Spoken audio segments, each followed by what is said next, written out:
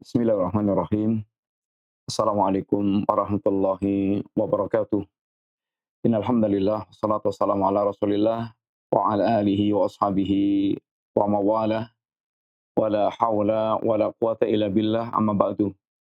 Alhamdulillah para pemirsa Radio Roja kaum muslimin rahimani wa rahimakumullah. Insyaallah kita melanjutkan kembali pembahasan kita yang berkaitan dengan min sifati ahli jannah. Di antara sifat-sifat ahli jannah di dunia sekarang ini. Al-Jannah yang Allah janjikan di akhirat kelak di dunia sekarang ini memiliki beberapa sifat, memiliki beberapa karakter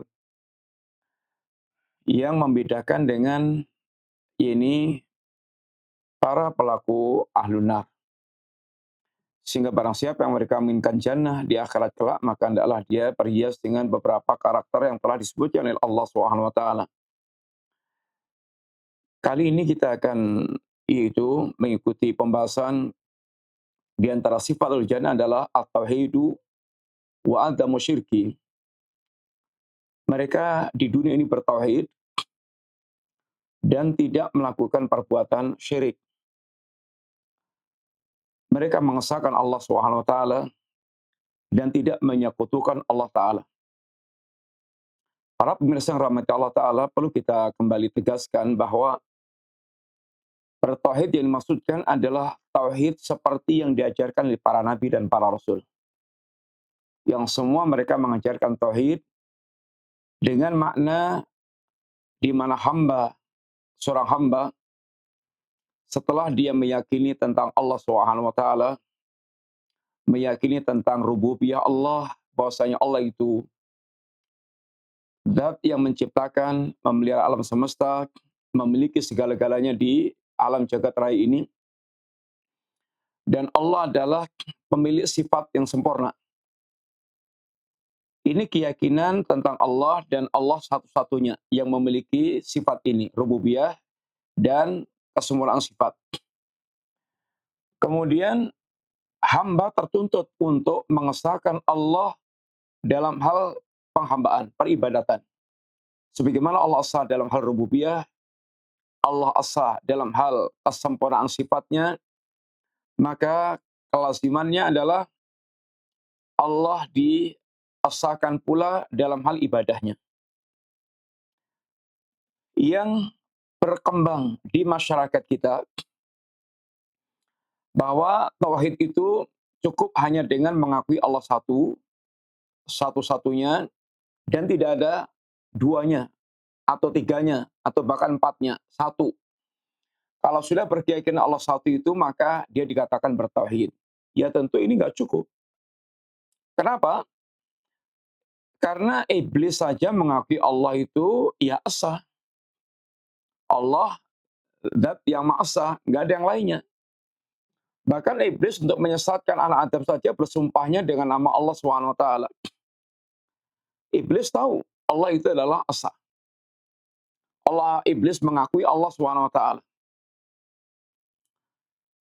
Demikian juga bahkan Fir'aun, bagaimana di akhir hayatnya pengakuannya tentang Allah, tentang keesaan Allah, amantu annahu la ilaha illa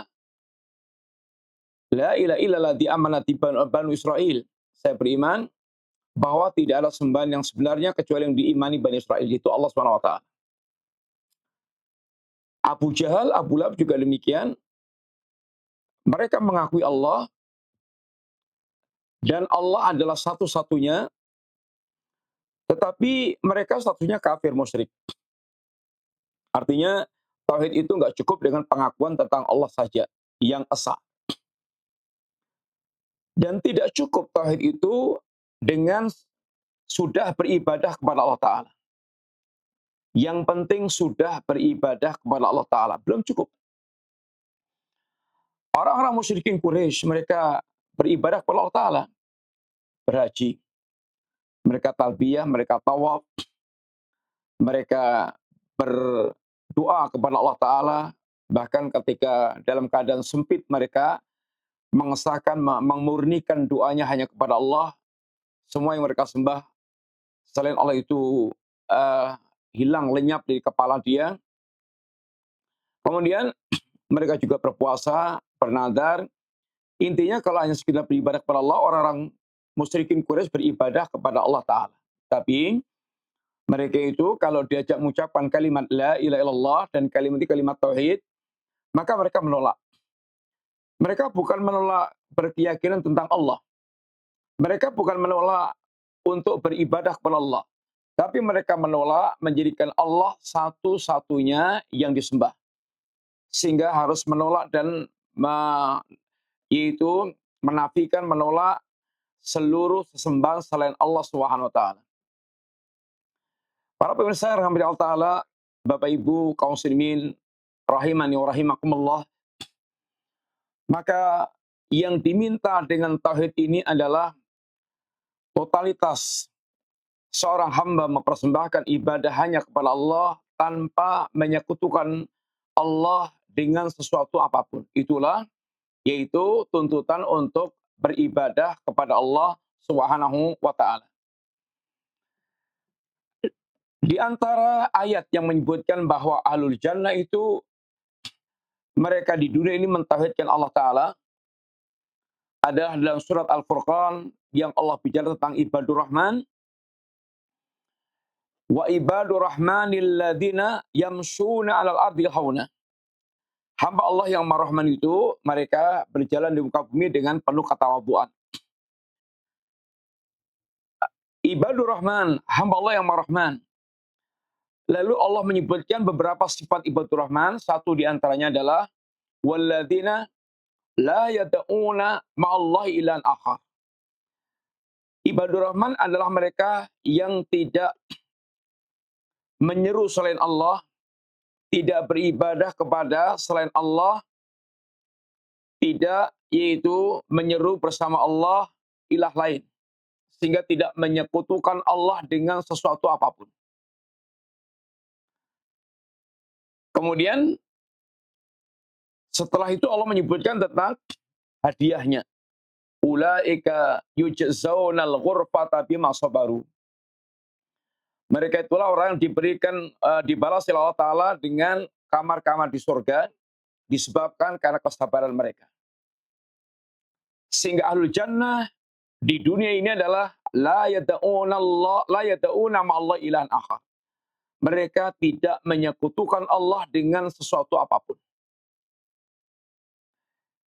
Kemudian pertanyaannya adalah kenapa ibadur rahman, mereka hamba Allah yang Ar-Rahman ahlul jannah, di dunia ini mereka tidak menyekutukan Allah Subhanahu wa taala? Jawabannya yang pertama, karena mereka mengetahui annallaha khalaqahum fi hadid dunya liyuwahiduhu. Karena mereka tahu bahwasanya Allah Subhanahu wa taala itu menciptakan mereka dalam rangka untuk mentauhidkan Allah taala. Ayat yang telah kita semuanya kenal insyaallah, telah kita dengar. Allah berfirman, "Wa ma khalaqtul jinna wal insa illa liya'budun." Tidaklah aku ciptakan jin dan manusia kecuali semata-mata dalam rangka untuk beribadah kepadaku. Ada catatan menarik dari para ulama salaf. Liya'buduni ay liyuwahiduni.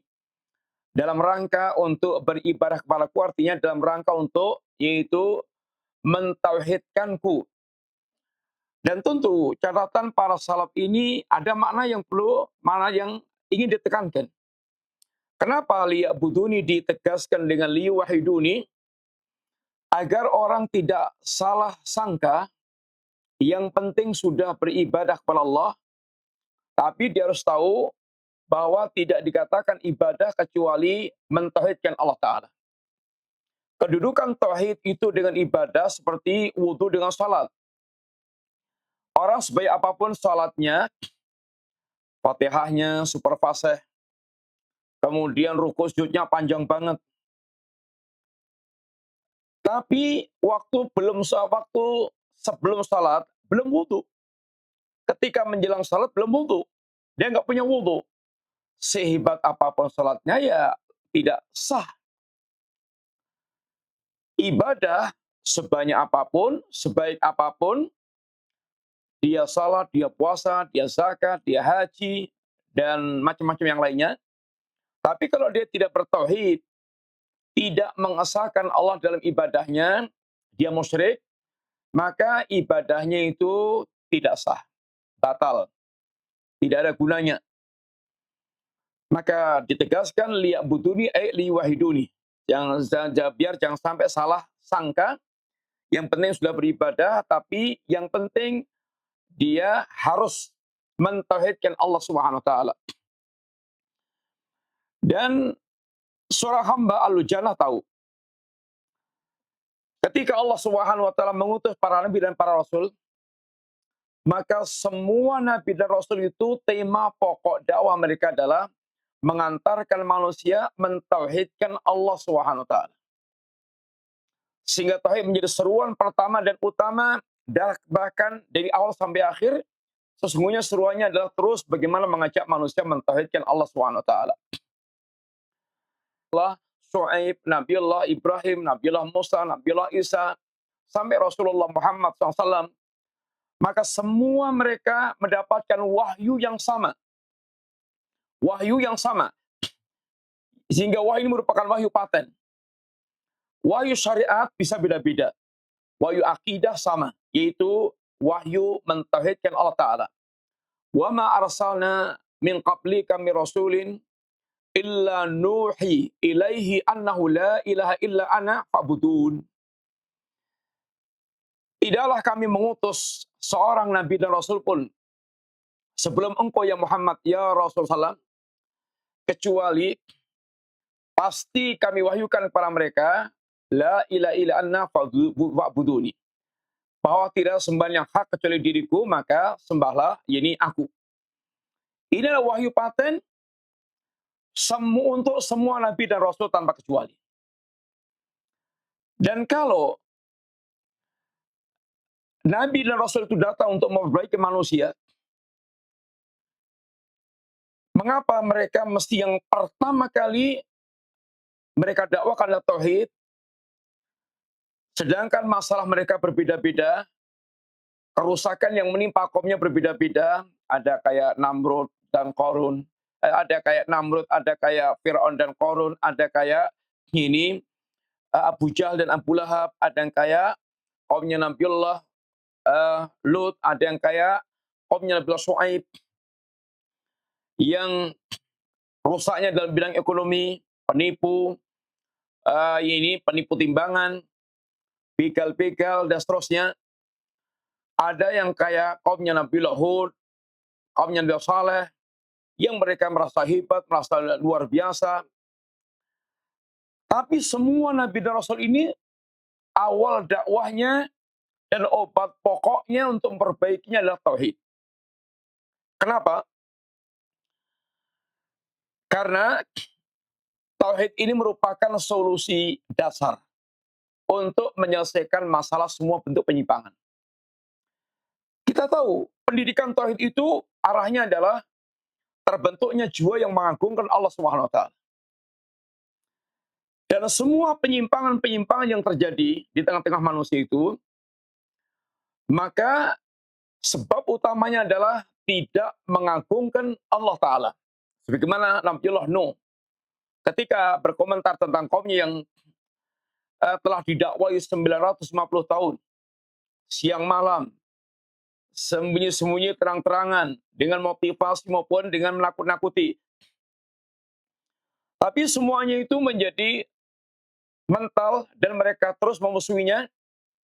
Apa kata Nabiullah Nuh?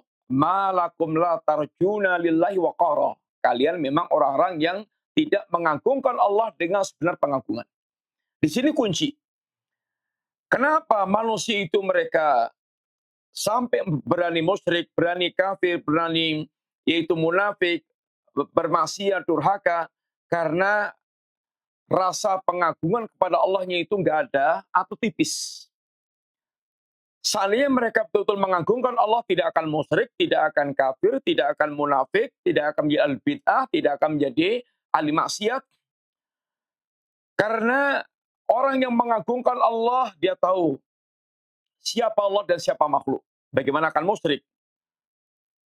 Semua tanda, semua alam semesta tanda kekuasaan Allah Ta'ala, bagaimana akan kafir? Allah telah menurunkan syariat dengan ilmu Allah dengan sempurna, bagaimana akan menjadi ahlul bid'ah? Allah mengawasi semua perbuatan manusia, bagaimana akan bermaksiat? Maka orang mereka mengagungkan Allah, betul-betul mereka tidak akan terjatuh dalam perbuatan-perbuatan tersebut. Seandainya terjatuh, maka mereka segera kembali kepada Allah Subhanahu wa Ta'ala. Maka tauhid ini merupakan solusi dasar untuk terbentuknya manusia yang mereka ini mengagungkan Allah Ta'ala. Ketika mereka telah mendapatkan pendidikan tauhid, hatinya ada pengagungan kepada Allah, maka muncullah orang-orang yang mereka betul-betul sangat perhatian dengan seruan-seruan Allah Subhanahu wa Ta'ala. Silakan belajar atau silakan baca bagaimana para sahabat Nabi berhadapan dengan seruan-seruan Allah dan larang-larang Allah Ta'ala. Akan mencerminkan keadaan manusia yang mereka betul-betul mengagungkan Allah dan sangat luar biasa keyakinan akidah pengagungan mereka kepada Allah Subhanahu wa Ta'ala. Kemudian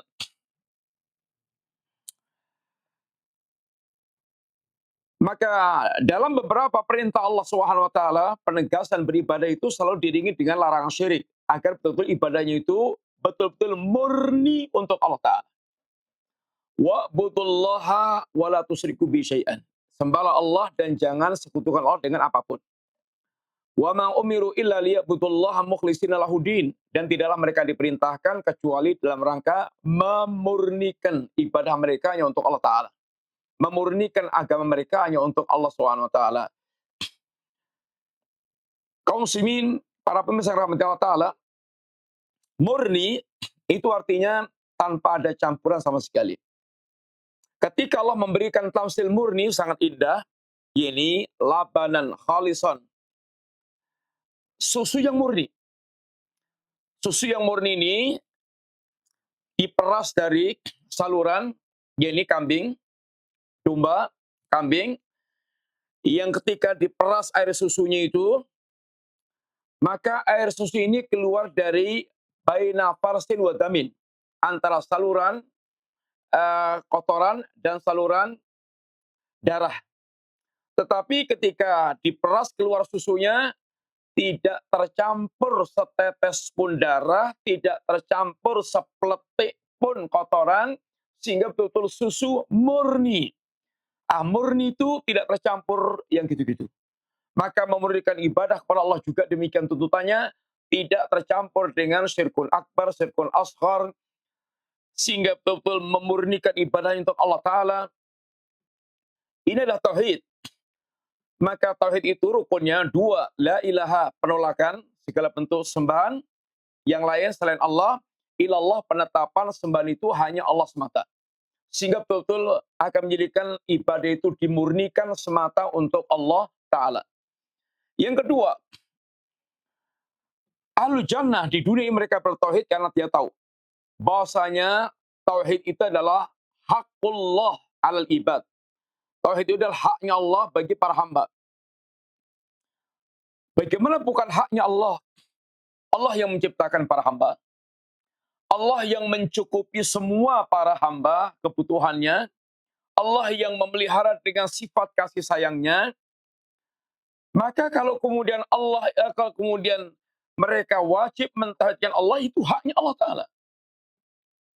Haknya Allah. Anda berbakti kepada orang tua, itu haknya orang tua. Karena orang tua Anda yang melahirkan Anda, orang tua Anda yang ngopeni, memelihara Anda dari lahir, toh nyawa, dari lahir itu dia bergelut atau berkejar-kejaran dengan kematian, bertaruh dengan nyawa. Kemudian orang tua Anda yang momong Anda dari bayi sampai mandiri, orang tua Anda yang sampai memperhatikan Anda sampai nikah, mandiri. Orang tua Anda, tahu Anda berbakti kepada selain orang tua, selain orang tua Anda. Baktinya Anda tujukan kepada orang tua lain. Ya tentu ini adalah sebuah kedurhakaan. Itu haknya orang tua Anda. Bagaimana Anda berbakti kepada selain orang tua Anda? Maka ini adalah sebuah kerusakan. Allah yang menciptakan Anda, yang menjamin semua kebutuhan Anda, yang memelihara Anda, lalu bagaimana Anda menyembah kepada selain Allah Subhanahu wa taala? Maka tauhid adalah haknya Allah taala. Sebagaimana Allah katakan kepada Mu'adz, ya Mu'adz, atadru hal tadri ma haqqullah 'alal ibad wa haqqul ibad 'ala Allah. Wahai Mu'adz, hal tadri, apakah Anda tahu haqqullahi 'alal ibad, apa itu haknya Allah bagi para hamba? Wa haqqul ibad 'ala Allah, dan haknya hamba terhadap Allah Subhanahu wa taala. Kata Mu'adz, Allahu wa rasuluhu a'lam. Allah dan Rasul yang lebih tahu ya Rasulullah. Maka kata Mu'adz, kata Nabi SAW, haqqullahi 'alal ibad, haknya Allah bagi hamba adalah yaitu ayya'buduhu wa la yusyriku bi syai'an. Mereka menyembah Allah Subhanahu wa taala tanpa menyekutukan Allah dengan sesuatu apapun. Ini adalah haknya Allah. Ini Allah disembah tanpa disekutukan. Allah disembah tanpa disekutukan. Sehingga betul-betul hamba ini memang sehingga memang itu haknya Allah yang wajib dipenuhi oleh para hamba. Sudah selayaknya, memang sudah haknya Allah untuk Allah kemudian disembah totalitas tanpa disekutukan dengan sesuatu apapun. Adapun haqqullah 'alal ibad, haqqul ibad 'ala Allah, haknya hamba bagi Allah, Allah yu'adziba man la yusyriku bihi syai'an. Allah tidak akan mengadab orang yang tidak menyekutukan Allah dengan sesuatu apapun. Ya Rasulullah, apalah ubasirun nas, apakah boleh aku sampaikan kabar gembira ini kepada manusia? La tubasirhum fayattaqilu. Jangan kamu sampaikan kabar gembira ini, khawatir mereka nanti salah dalam bersandar. Di sini adalah kita tahu bahwasanya tauhid adalah haknya Allah Subhanahu wa taala. Yang ketiga, ahlul jannah di dunia ini mereka mentauhidkan Allah karena syirik itu haram. Syirik itu haram. Dan muharamat yang paling pertama Allah sebutkan adalah syirik. Hal-hal yang Allah haramkan itu banyak. Zina haram, riba haram, tidak menutup aurat haram, dan seterusnya, banyak banget. Tapi di antara semua muharamat, yang pertama kali Allah sebutkan dan paling besar, paling dahsyat, paling itu penting untuk diperhatikan adalah syirik. Syirik adalah keharaman yang paling Allah ingatkan kepada kita. Allah tegaskan di antaranya, qul ta'alau atlu ma harrama rabbukum 'alaikum. Mau enggak aku bacakan kepada kalian, yaitu apa yang Allah haramkan atas kalian. Allah tusyriku bi syai'an, yaitu jangan kalian menyekutukan Allah dengan sesuatu apapun. Hal yang paling pertama kali dari semua muharamat adalah larangan menyekutukan Allah Subhanahu wa taala. Sehingga ahlul jannah mereka totalitas hanya menyembah Allah taala. Ahlul jannah mereka menjauhi perbuatan syirik karena syirik adalah sebab mereka akan menjadi penghuni jahanam. Innahu man yusyriku billahi syai'an, innahu man yusyriku billahi faqad haramallahu 'alaihil jannah wa ma'wahu nar. Sesungguhnya orang yang mereka itu menyekutukan Allah, Allah haramkan baginya surga dan tempat tinggal mereka di neraka. Haram bagi mereka surga itu ada yang haram sementara, ada yang haramnya itu seterusnya. Orang yang mereka melakukan dosa besar, mereka masih punya tauhid, boleh jadi diadab oleh Allah, Allah haramkan surga di awal. Tetapi dengan tauhidnya Allah akan pindah dari neraka ke surga. Sehingga diharamkan surganya itu dari awal aja, di awal aja. Tapi ada orang yang mereka itu haramnya surga itu abadan, selamanya.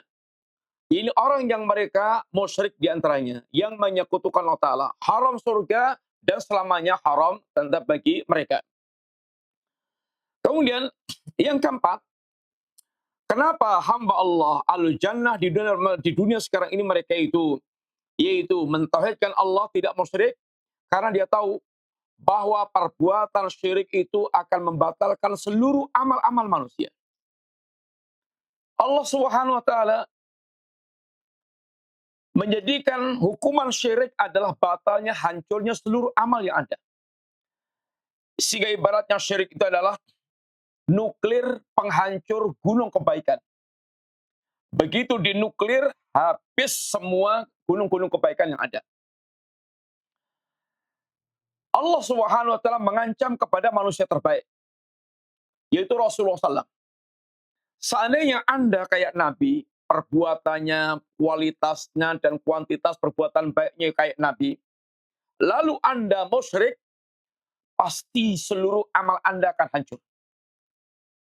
Lain asyrakta la yahbatanna amaluk wala takunanna minal khasirin. Ya Muhammad, seandainya engkau menyekutukan Allah Ta'ala, maka seluruh amalmu akan hancur. Tidak tersisa lagi. Sehingga ini merupakan dahsyatnya, yaitu penghancur, mesin penghancur amal. Yaitu senjata penghancur amal, yaitu syirik. Maka seorang yang mereka mengharapkan amalnya itu utuh, orang mereka berharap amalnya itu tidak rusak, tidak hancur, maka dia yang pertama kali usahakan hendaknya bisa menghindari perbuatan syirik dalam kehidupannya itu. Jangan sampai dia terjatuh dalam perbuatan yaitu kesyirikan. Yang kelima, syirik. Kenapa lu jangan di dunia ini mereka menjauhi syirik? Karena syirik adalah dzulmun azim. Anna syirka dzulmun azim. Syirik adalah kezaliman yang paling besar. Zalim dan zalimnya paling besar. Zalim itu ada tiga. Zalim kepada diri sendiri namanya maksiat. Dzulmul abdi li nafsi. Zalimnya hamba kepada diri sendiri, ada maksiat. Kemudian dzulmul abdi li ghairi. Zalimnya hamba kepada yang lain. Itu adalah kezaliman kepada manusia. Ini zalim yang tidak akan dibiarkan Allah, zalim yang pasti pembalasannya akan dituntaskan oleh Allah Subhanahu wa taala. Zalimnya hamba kepada ini orang lain, di dunia kalau nggak diselesaikan kezaliman ini, di akhirat kelak Allah akan selesaikan dengan cara orang yang zalim ini kalau punya kebaikan, dia harus membayar kezalimannya dengan kebaikan-kebaikan dia. Kalau sampai kemudian kebaikan dia itu habis, kemudian sudah habis stoknya, maka sedangkan kezaliman belum tuntas dia bayar, maka keburukan orang dia zalimi akan diambil untuk digabungkan dengan keburukan dia. Maka jadilah dia orang yang bangkrut. Dan zalim yang paling besar adalah zalim kepada Allah Ta'ala.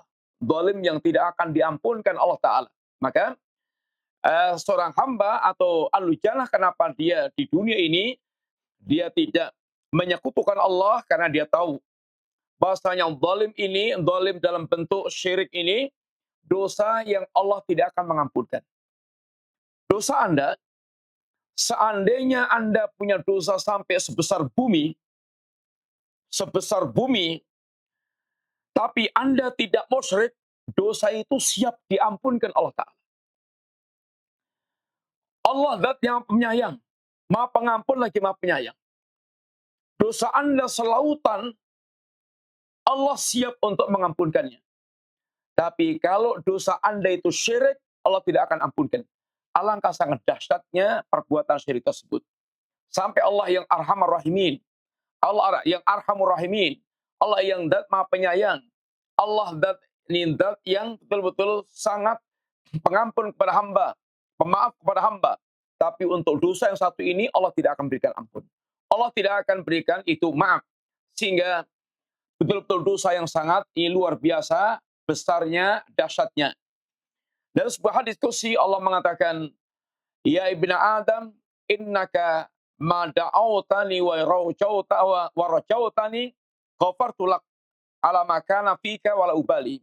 Wa ana Adam, seandainya Anda senantiasa mau berdoa kepadaku dan terus membangun harapan kepadaku, maka akan aku ampunkan apa yang menjadi dosa Anda, dan aku nggak peduli tentang dosa Anda itu. Sehingga jangan bosan-bosan terus berdoa kepada Allah, beristighfar, minta ampun kepada Allah. Terus Anda berdoa tanpa henti, tanpa ada bosannya. Allah tidak akan bosan mengampunkan dosa Anda.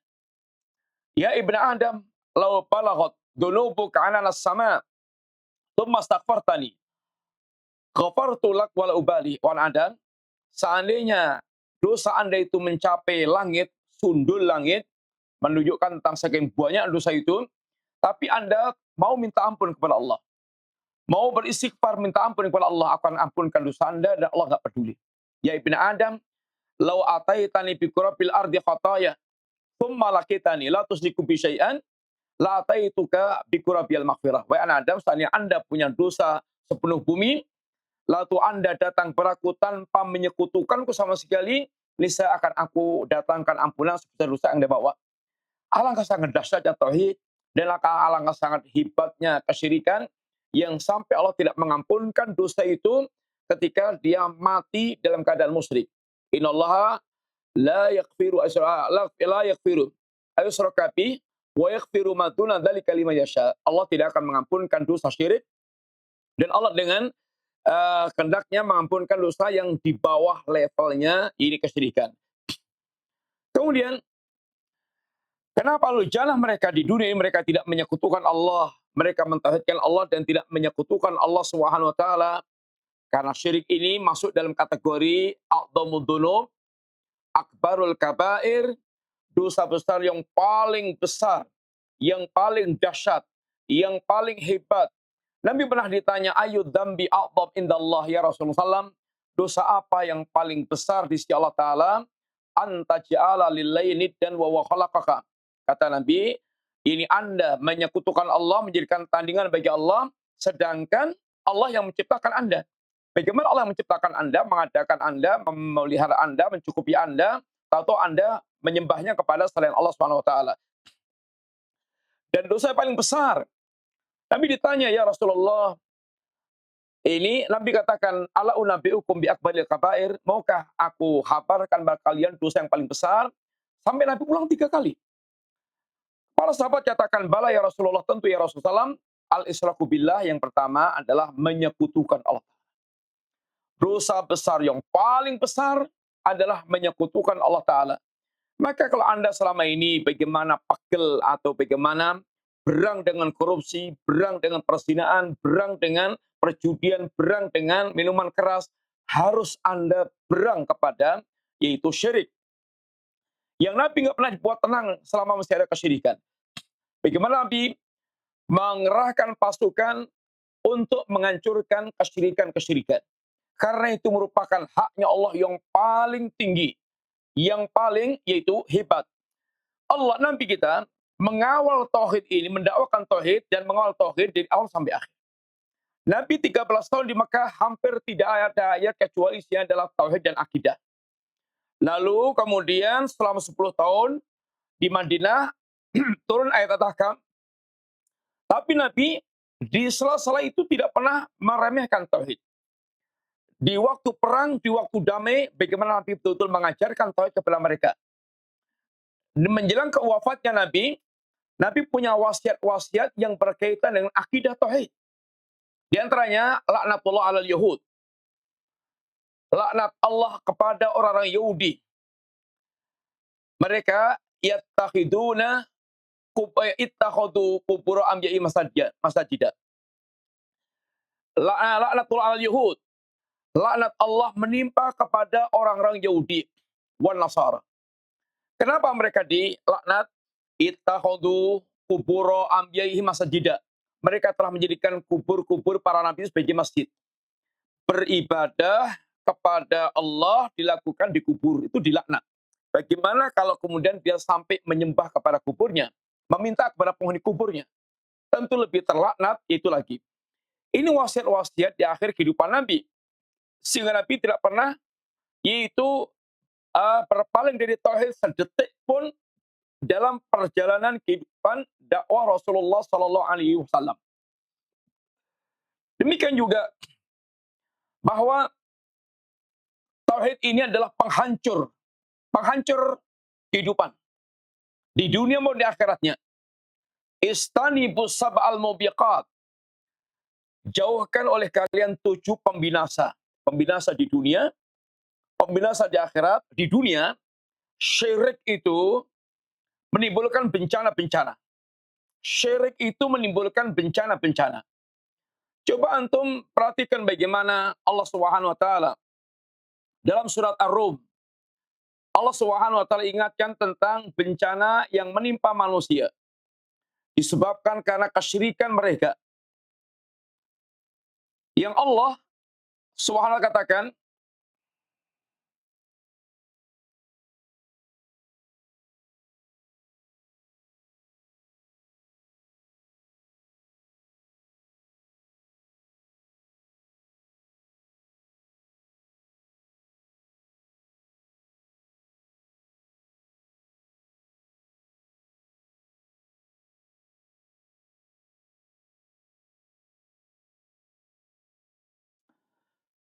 "Dharal fasadu wal fi dharal fasadu fil bahri wal bahri." Telah nampak kerusakan di daratan, di lautan yang disebabkan oleh tangan-tangan manusia. Dharal fasadu fil barri wal bahri bima kasabat aydin nas liyudhiqahum ba'dallati amilu la'allam yarji'un. Telah nampak kerusakan di daratan, di lautan yang disebabkan oleh tangan-tangan manusia yang Allah kemudian ingin menimpakan sebagian hasil perbuatan mereka. Allah timpakan adab, dan itu pun hasil sebagian perbuatan mereka, enggak semuanya. Harapan Allah la'allam yarji'un, agar mereka kembali kepada Allah Ta'ala, sadar kembali. Qul siru fil ardi fanzuru kaifa kana akibatul ladzina min qablu kana aktaruhum musyrikin. Katakan ya Muhammad, ya Rasulullah, siru fil ardi, silahkan kalian berkelana di muka bumi. Silahkan kalian keliling dunia. Silahkan kalian paling enggak membaca sejarah yang betul-betul sahih, valid. Fanzuru kaifa kana akibatul ladzina min qablu. Bagaimana akibat orang-orang sebelum ini kalian, bagaimana mereka diadab, bagaimana kaumnya Nuh diadab dengan banjir yang membinasakan, bagaimana kaumnya Nabiullah Hud dan Saleh diadab Allah dengan angin yang bertiup 8 hari 7 malam, memporak-porandakan kehidupan mereka, dengan gempa yang Allah kirimkan, kemudian dengan suara yang memekakkan telinga mereka. Bagaimana dengan awan yang menimpa pada kaumnya Nabiullah Shu'aib, awan api.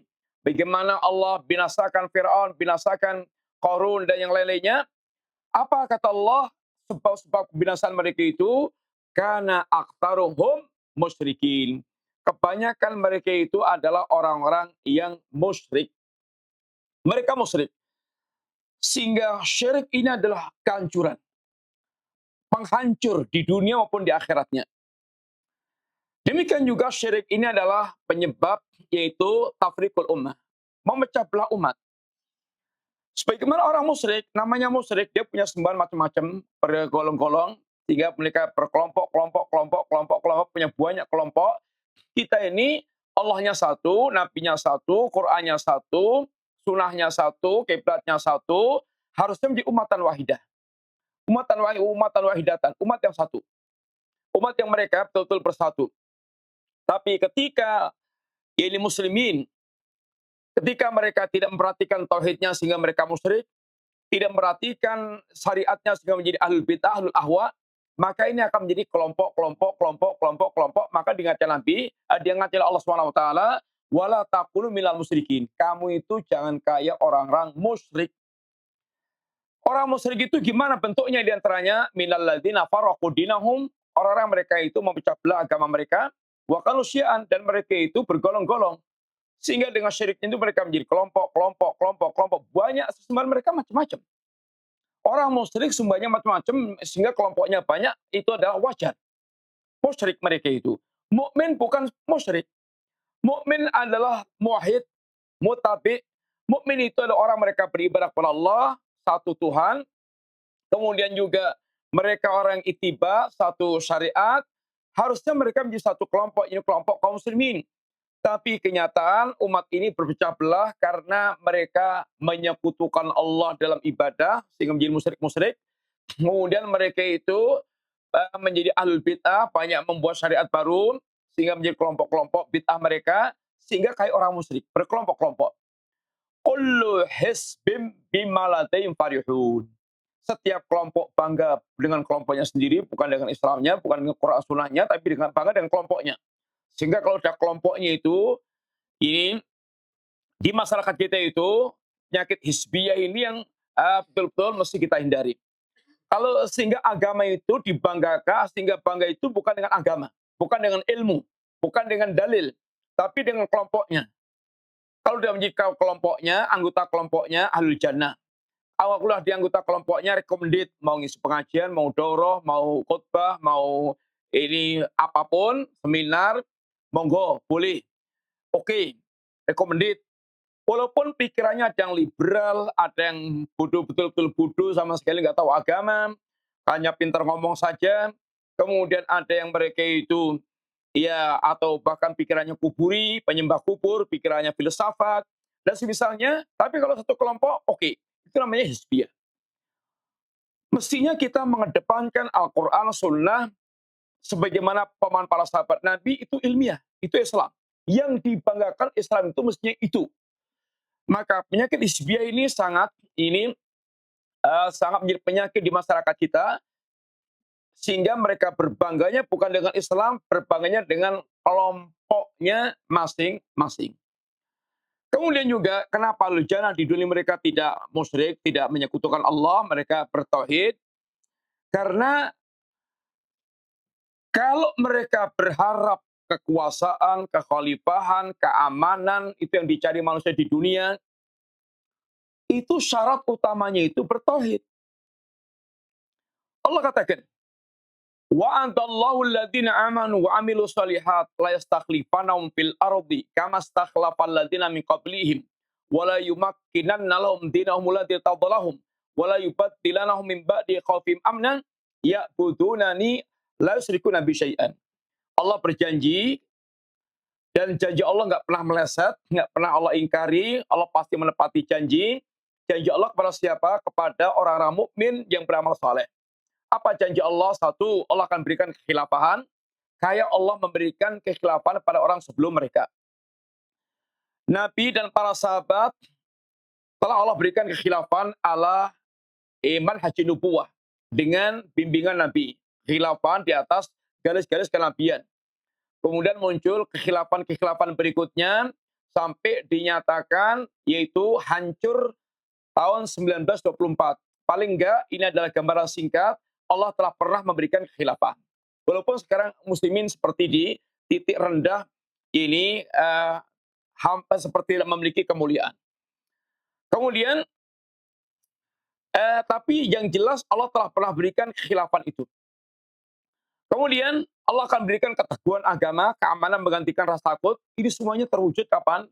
Ya butunani, kalian menyembahku dan tidak menyekutukanku sama sekali. Ya butunani la yusyrikuna bi syai'an. Ini adalah syarat utama untuk seorang dia betul-betul mendapatkan apa yang dijanjikan Allah Subhanahu wa taala. Adapun kalau kita melihat sekarang umat ini dalam keadaan itu rendah, hina, dalam keadaan tercapek-capek, ya pokok permasalahannya itu banyaknya penyimpangan yang terjadi tentang muslimin. Sadar atau enggak sadar, diakui atau enggak diakui, banyak muslimin yang terjatuh dalam kekafiran, kesyirikan, kemunafikan, kemudian kemaksiatan, intinya jauh dari agama mereka, dari yang paling pokok, paling mendasar sampai yang cabang-cabangnya, maka tidak ada cara untuk kembali mulia dan jaya kecuali kembali kepada agama Allah Subhanahu wa taala. Inilah diantara kenapa ahlul jannah di dunia ini mereka mentauhidkan Allah dan tidak menyekutukan Allah Subhanahu wa taala. Mudah-mudahan Bapak Ibu kaum muslimin, para pemirsa TV Roja yang rahmat Allah taala, Allah memelihara kita, memahamkan kita tentang agama, dan betul-betul kita tahu prioritas dalam beragama itu apa, sehingga kita menjaga yang modal yang paling utama untuk kemudian meraih kesempurnaan berikutnya dengan menegakkan tauhid dan tidak menyekutukan Allah dengan apapun. Tentu ini semuanya butuh belajar. Harus kita belajar, dan belajar tauhid itu mesti rinci sehingga tahu mana amalan-amalan yang masuk dalam kategori syirik kita tinggalkan, bagaimana kita mesti mentauhidkan Allah Subhanahu wa taala, maka ini membutuhkan pelajaran yang rinci. Musibah yang paling besar ketika orang tidak mau belajar tauhid, sehingga mereka nggak tahu hakikat tauhid syirik. Padahal kalau mereka belajar warisan, belajar tahsin, belajar zakat, belajar haji, itu sangat mendetail. Tapi kalau tauhid syirik nggak mau belajar, ini bahaya. Karena walaupun mereka sudah sempurna, sholatnya sempurna, hajinya sempurna, zakatnya sempurna, yang lain-lainnya, tapi dia musyrik, maka syiriknya akan menjadi nuklir penghancur semua gunung kebaikan yang dia miliki.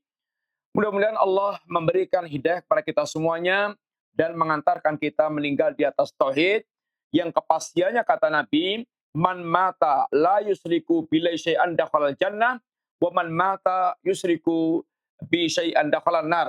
Barang siapa yang matinya tidak menyekutukan Allah dengan apapun, maka dia pasti akan menjadi ahlu jannah. Barang siapa yang matinya musyrik menyekutukan Allah, pasti menjadi ahlu nar. Itu pasti, kepastian yang wajib kita yakini, sehingga jangan sampai kita musyrik, dan belajarlah tauhid agar bisa menyempurnakan tauhid kita, bagaimana menjadi hamba Allah yang bertauhid. Terima kasih banyak atas segala perhatiannya, minta maaf segala kekurangannya, mudah-mudahan Allah menuntun kita semuanya sampai kembali kepada Allah menjadi ahlul jannah, dipanggil Allah dengan panggilan indah, ya ayatuhan nafsul mutmainnah, irji'i ila rabbika radiyatan mardiyah, wadkhuli fi ibadi wadkhuli jannati. Terima kasih. Assalamualaikum warahmatullahi wabarakatuh.